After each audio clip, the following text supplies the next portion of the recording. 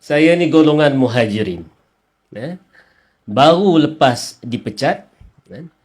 Tak cukup, sebenarnya sebelum tu digantung 6 tahun. Tak cukup 6 tahun gantung. 6 tahun ni kira nak bunuh karier betul lah. Dipecat pula bulan Disember yang lepas. Dipecat kerana apa? Kerana saya antara orang yang paling awal mendedahkan Datuk Seri Zahid Hamidi telah mengkhianati bukan saja dasar UMNO, bukan saja keputusan Perhimpunan Agung UMNO, tapi juga telah mengkhianati Perikatan Nasional dan juga Muafakat Nasional. Saya, Tan Sri Anwar dan beberapa lagi memang tak boleh terima. Tak boleh terima kerana apa? Pertama, kalau macam saya ni, saya dulu usrah yang pertama saya, usrah PAS. Cuma tak masuk ke PAS tu sebab adalah beberapa perkara yang tidak, yang saya berjawab dengan diri saya tu tak lepas. Jadi saya masuk UMNO, berjuang dalam UMNO. Saya antara orang yang paling seronok bila ada Muafakat Nasional. Sebab apa? Kita ni bergaduh lama. Lama sangat. Daripada saya belum jadi ahli UMNO, bergerak di dalam universiti sebagai seorang yang bekerja untuk UMNO walaupun bukan ahli, bergaduh dalam pilihan raya kampus, sampailah bawa keluar. Bila ada Muafakat Nasional, saya antara orang yang paling gembira. Sebab apa? Sebab perjuangan saya daripada dulu sampai sekarang adalah Islam dan ummah. Daripada situ baru kita boleh jaga agama, bangsa dan tanah air. Kenapa saya gembira? Sebab Islam itu sepatutnya menyatukan. Tapi akhirnya di Malaysia, disebabkan perbezaan pendekatan, akhirnya Islam itu memisahkan. Lebih buruk lagi bila Datuk Seri Zahid Hamidi mengkhianati parti. Tanda tangan SD untuk Datuk Seri Anwar Ibrahim jadi Perdana Menteri. Sedangkan waktu itu kita dah tegas. No Anwar, no DAP. Kenapa no Anwar? Pertama, bukan pasal kes liwatnya sahaja. Dia ada kes liwat, kes seksual, kes salah guna kuasa, kes rasuah. Dan dia juga mempunyai ideologi yang kita ragukan. Pluralisme. Kalau ingat kenyataan-kenyataan dia sebelum ni, 2011 waktu di Sarawak, dia antara orang yang menyokong kalimat Allah digunakan oleh biblical God. Kita tak boleh terima benda-benda ni, betul tuan-tuan? Sangat tidak kena dengan jiwa saya. Dan Presiden UMNO sendiri tanda tangan surat bersama beberapa MP Barisan Nasional mengangkat orang yang saya tidak boleh terima sebagai ketua negara. Apalagi pula bekerja sama dengan golongan liberal, sekular, sosialis, evangelis dalam DAP. Bentuk kerajaan dengan golongan-golongan ini yang ramai dalam Pakatan Harapan. Masih kita ingat lagi ketika 22 bulan Pakatan Harapan, kita berharap ramai-ramai pasal ISET tu. Kita berharap ramai-ramai pasal Himpunan Putih. Kita bantah penandatangani Statute Rome, Komanggo, semua agenda-agenda liberal ini, tak termasuk lagi agenda mengidolakan Parti Komunis Melaya, semua kita tentang. Tiba-tiba Presiden UMNO sendiri sign surat, sign SD, menyokong Datuk Seri Anwar Ibrahim nak jadikan PM dan juga membentuk jajaran baru. Kami tak boleh terima. Dan kita lawan. Saya adalah orang yang pertama kena hukuman, digantung. Lepas tu barulah Saudara Azri, Bapa Gomo. Lepas tu barulah kawan-kawan yang lain ni semua yang mengkritik Presiden. Dan kita lakukan ini daripada dulu bukan sebab kita nak kursi. Tak pernah. Tak ada. Saya dah cakap dah. Saya kalau ada calon tempatan, silakan terus. Memang tak ada plan pun. Tak ada plan. Tak ada plan langsung. Saya serahkan kepada Allah SWT apa yang dia rancangkan untuk kita. Tapi saya sanggup bersama dengan Bersatu untuk membantu Perikatan Nasional dalam Putrajaya, itu saya target saya. Tapi boleh juga bantu dalam PRN yang ada sehari ini. So itu matlamat saya. Jadi hari ini kalau tuan-tuan tengok, kita sebenarnya telah dinaratifkan oleh kerajaan. Kalau hari-hari kita tengok, kita dengar 3R tu. Menteri Besar Kedah baru ni dihukum bawah 3R. Kalau tuan-tuan tengok, ini adalah naratif kerajaan. Sebenarnya kalau kita perhatikan, saya dengan dengan Cikgu Bat perhatikan waktu wacana di Sinar itu. Sebenarnya 3R ni bukan isu yang besar pada kita. Sebab apa? Sebab kita tak mainkan isu tu. Walaupun kita ada kesempatan untuk buat itu. Waktu bila kita ada kesempatan? Waktu mereka menarik balik rayuan kes kalimah Allah. Betul? Tapi kita tak besar-besarkan. Walaupun dalam hati kita membengkak. Sebab apa? Sebab kalau kerajaan dulu, kita akan teruskan rayuan ni sampai ke peringkat mahkamah yang paling tinggi. Kenapa? Sebab bila di mahkamah kita kalah, maksudnya undang-undang kita ada loophole. Ada lompong. Jadi bila kita faham apa yang menyebabkan kita kalah di mahkamah, kita akan boleh baiki undang-undang itu dengan lebih baik. Itu yang pertamanya. Yang keduanya, kes ini akan makan masa 7-8 tahun. 7-8 tahun ini bermaksud daripada hari ini sampai 7-8 tahun daripada hari ini, kalimah Allah masih terpelihara dan tidak boleh ditukarkan kepada biblical God.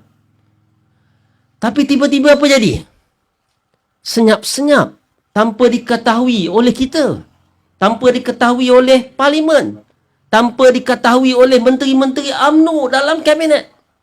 Tiba-tiba kes ini ditarik balik. Bengkak hati ni. Tapi kita tak mainkan. Tapi tuan-tuan kena berhati-hati. Sebab bila saya tengok serangan demi serangan, naratif demi naratif, sebenarnya pertama kerajaan ini goyang kerana dia tahu bahawa undi-undi Melayu Islam dia tak dapat banyak masa dulu. Dia dapat hanya 11%.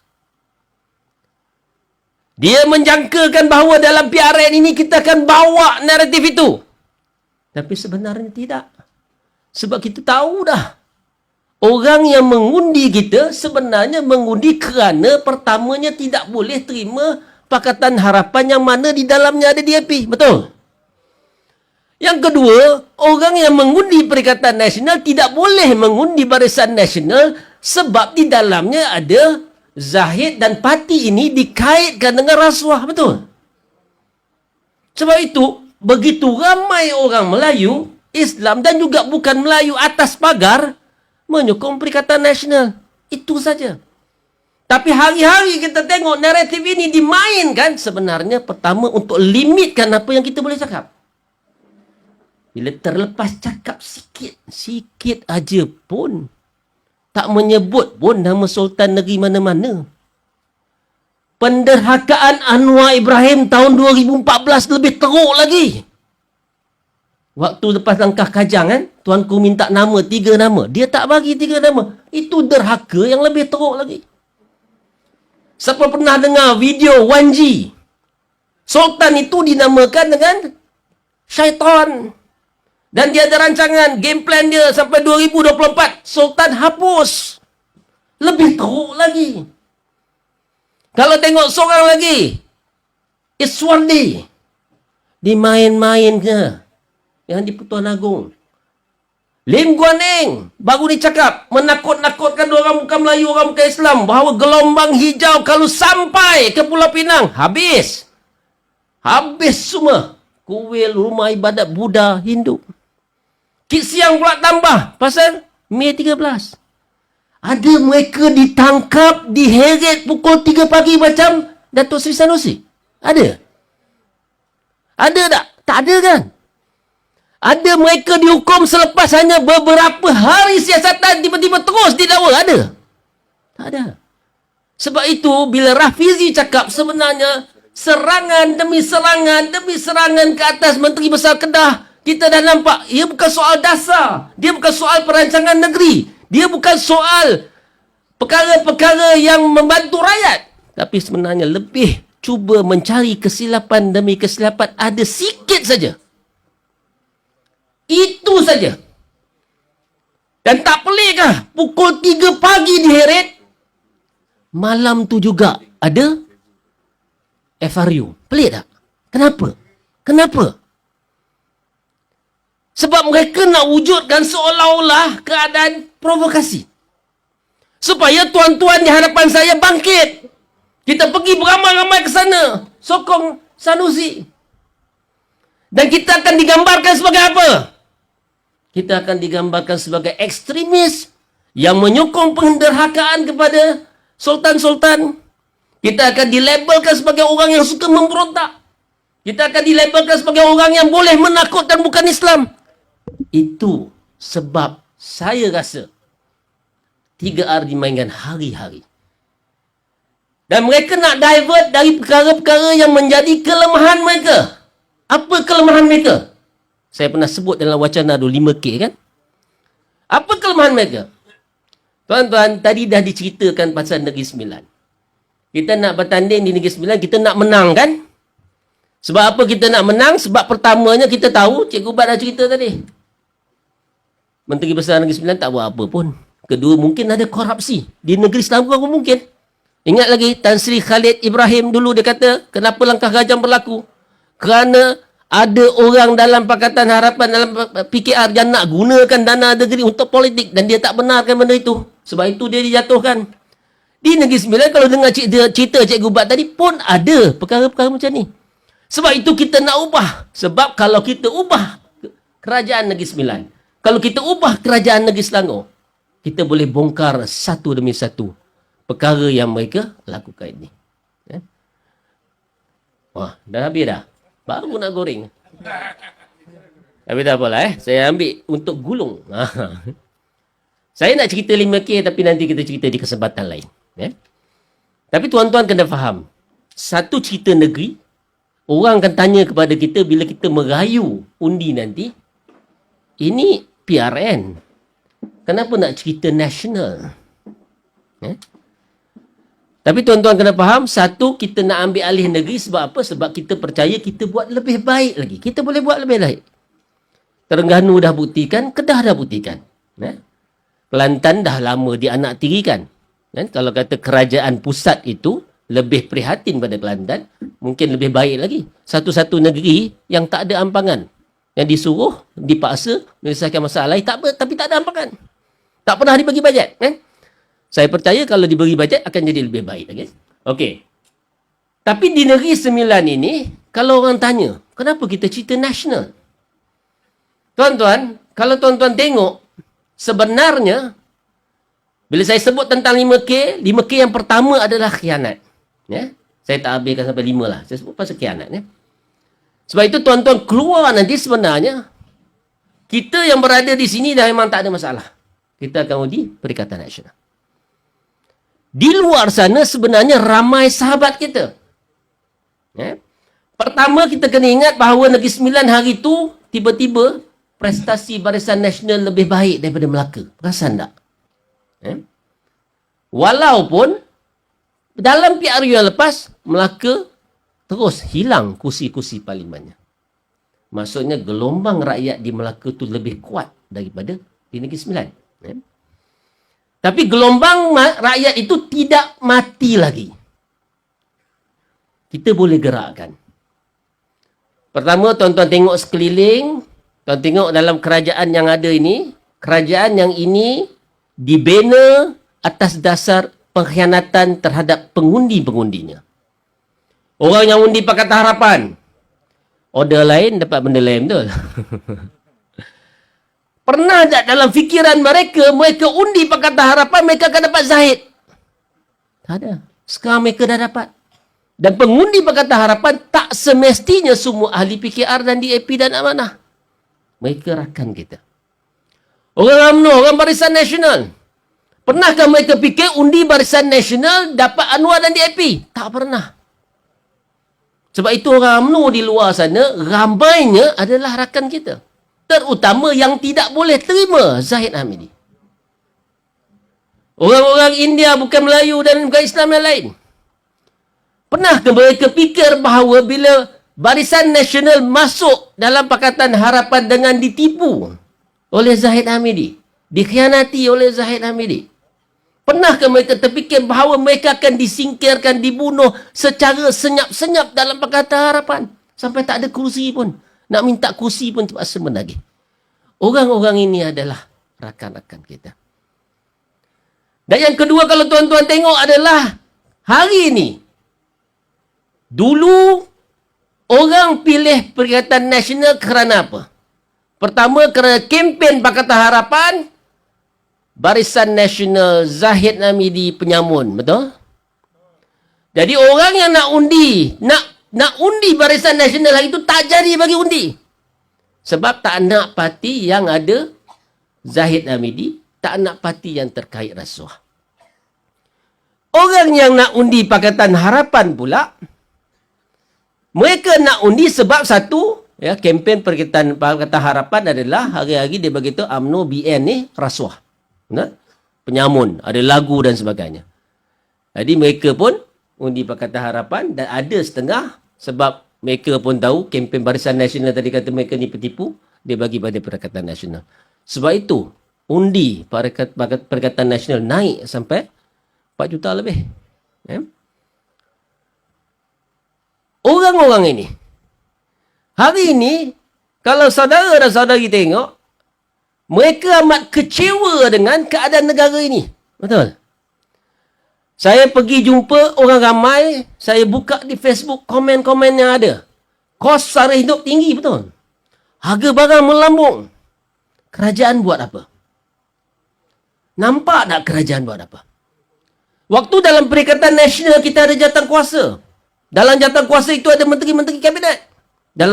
Di kalangan menteri kabinet itu kita boleh putuskan keputusan dengan cepat. Sekarang, kalau kita tengok Salahuddin pergi tempat lain, Mak Sabu naik, lembu. Tempat lain. Tak ada. Dan kalau tengok, mereka sendiri kerajaan hari ini sangat angkuh. KWSP, merayulah rakyat nak minta keluar. Especially yang sangat terdesak. Tuan-tuan tahu, yang baru minta dari penyaman hari itu, yang dipaksa buat pinjaman, yang terdesak sangat terpaksa minta, 49,000, 50,000 lah kita kata. Terpaksa buat pinjaman. Sebab apa? Sebab kerajaan tak nak bagi mereka keluarkan. Mereka mungkin tak ada dalam 10,000 ke atas. Mungkinlah 10,000 maksimum. Kalau campur-campurkan, kali-kalikan 50,000 kali dengan 10,000. Baru 500 juta. Tuan-tuan tahu tak ada berapa dalam KWSP? Dana pelaburan. 691 bilion. Bukan juta. Apa salahnya yang terdesak ni kita bantu? Tapi kerajaan hari ini sangat angkuh. Tak nak bagi itu pun 500,000 daripada 691 bilion. Nampak tak?